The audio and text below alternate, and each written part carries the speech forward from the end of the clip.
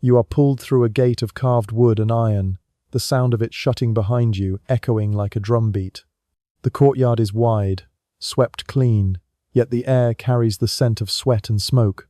You stumble, your bare feet pressing into sand that clings to your skin. Around you the walls rise high, painted with ochre and red, their edges crowned with guards whose eyes never look away. You are not alone. Other boys shuffle beside you, their heads bowed, their lips tight as if they know already what awaits. You do not know. Not yet.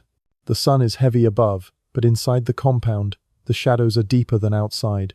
You are led through narrow passageways, corridors without end. The sounds change with each step, from birds to murmured chants, then to silence that feels thick and watchful. When you reach the chamber, the smell strikes first. Oil, musk, and something sour that makes your throat close. Torches flicker along the walls, their smoke curling into the high rafters. Mats line the floor, and figures recline upon them, jeweled wrists glinting in the light.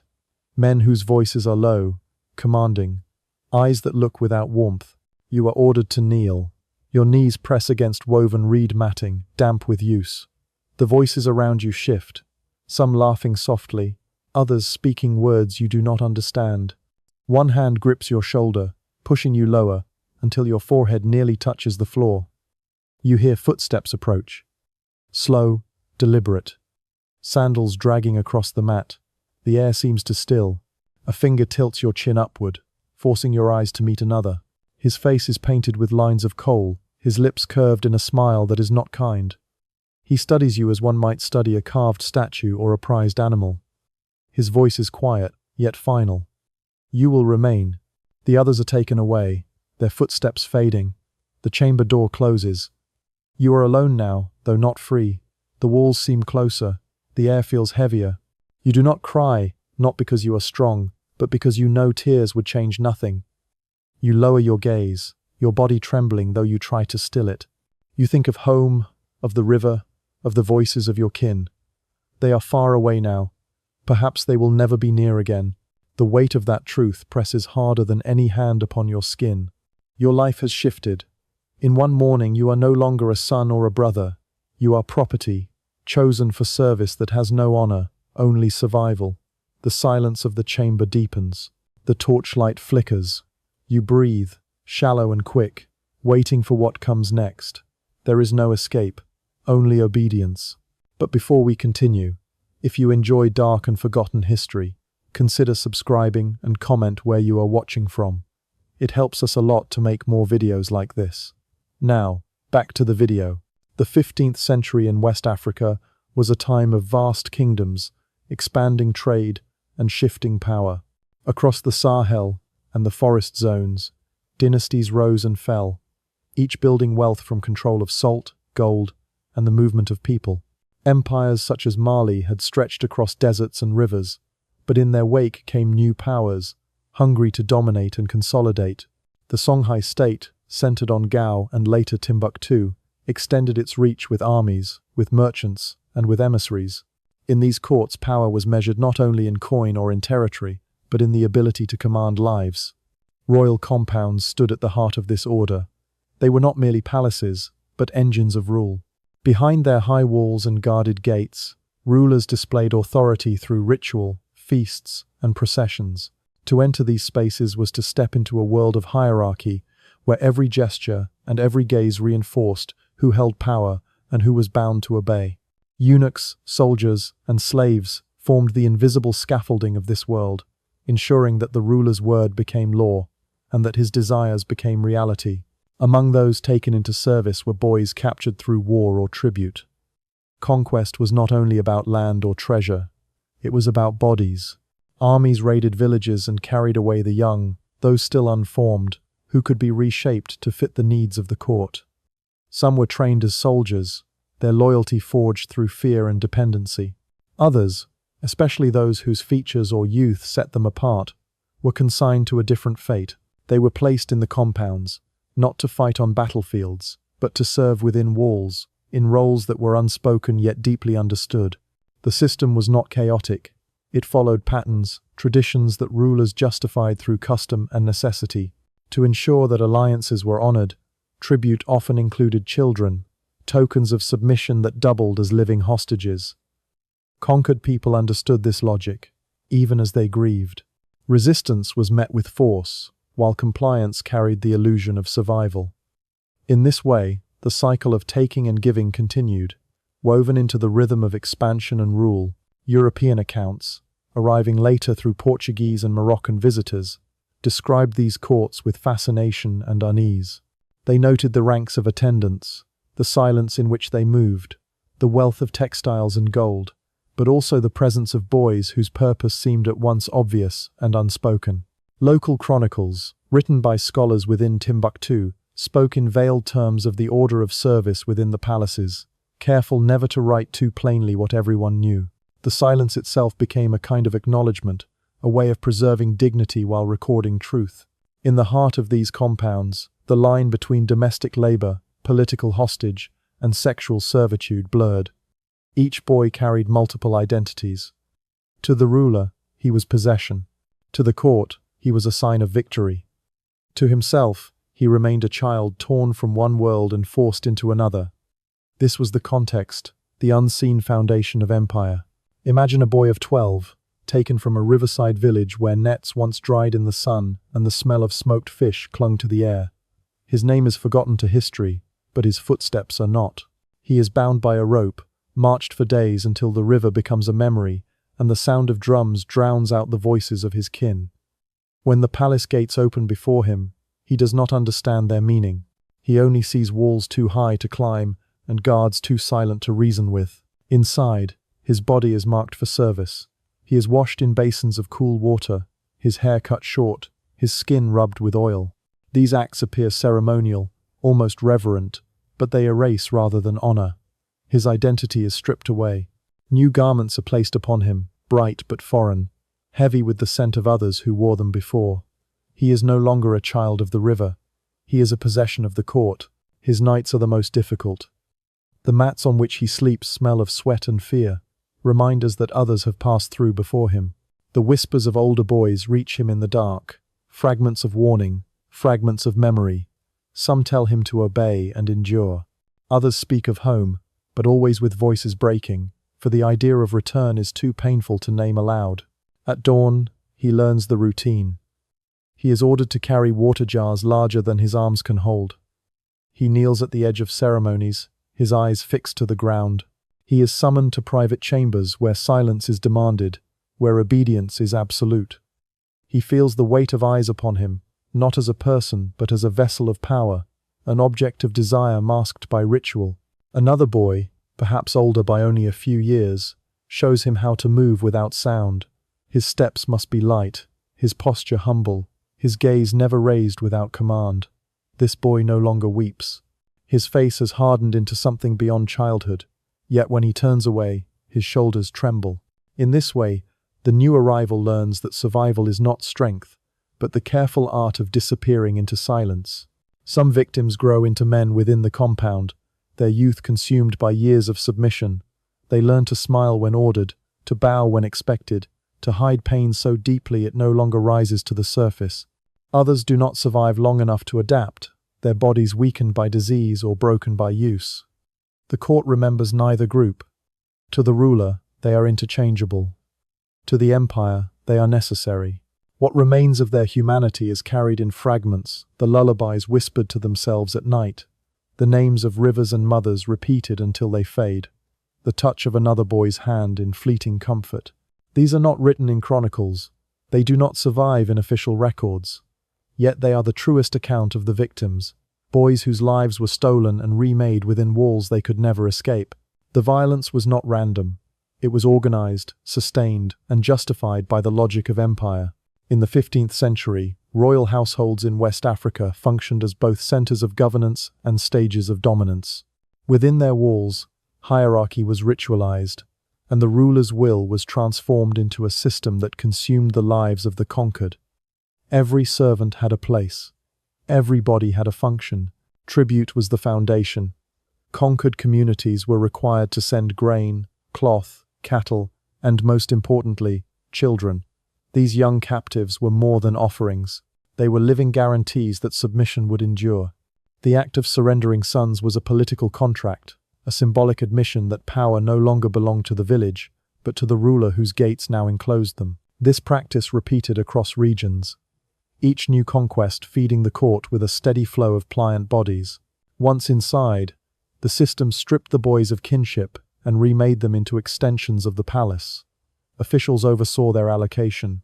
Some were trained for military service, drilled in silence until they became weapons loyal not to their people, but to the ruler. Others were diverted into intimate service. These selections were deliberate, not arbitrary. Appearance, youth, and malleability determined their fate. Those judged most pleasing were set apart, kept within the inner compounds where the ruler and his household resided. Guardians of the palace enforced discipline with precision. Beatings, isolation, and ritual humiliation ensured that disobedience rarely took root. Boys who attempted resistance were made examples. The system could not afford defiance, for a single act of refusal threatened the illusion of order. Silence became the currency of survival, and silence was enforced until it appeared natural. This machinery was not hidden. It was woven into the fabric of court life. Nobles accepted it as tradition.